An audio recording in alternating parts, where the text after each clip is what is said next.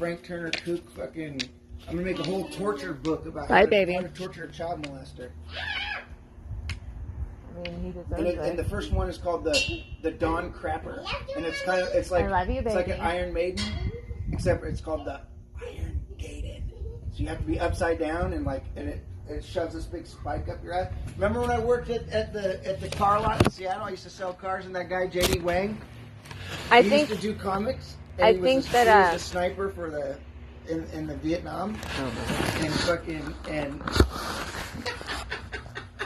He used to draw all these comic books that were it was like manga from Japan, but it was American. It's the coolest art you've ever seen, dude.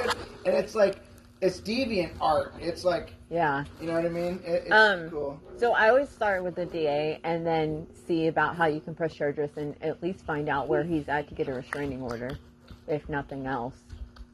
I just seen him the other day at the bank in Jackson, and fucking he drove so fast. So I know that he drives a late '80s blue Ford extra cab with a dually, and it's all faded with the faded window tint in the back. It's probably straight out of the, you know, I mean, I've got a million rounds downrange.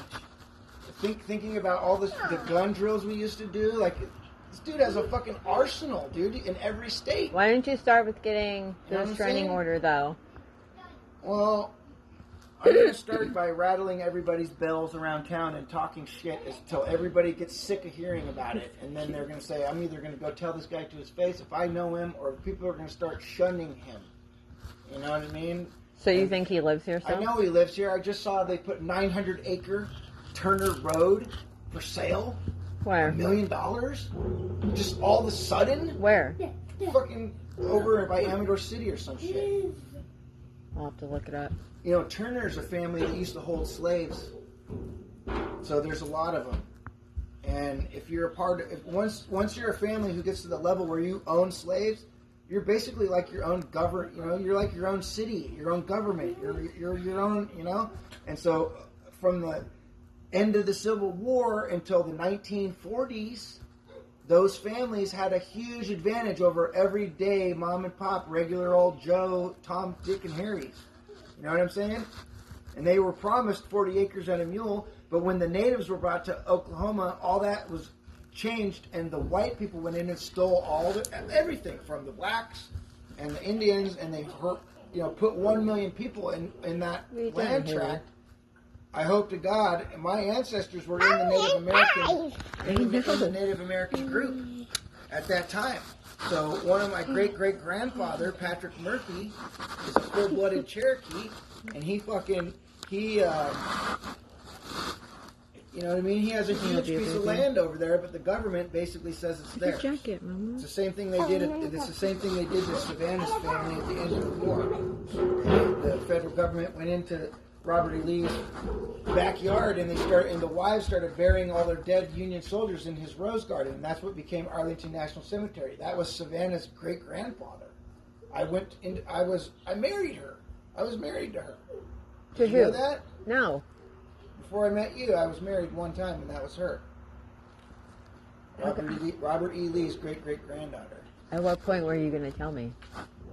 It's just weird because now I've fucked William Wallace's great-great-granddaughter, Peggy, and Robert E. Lee's great-great-granddaughter.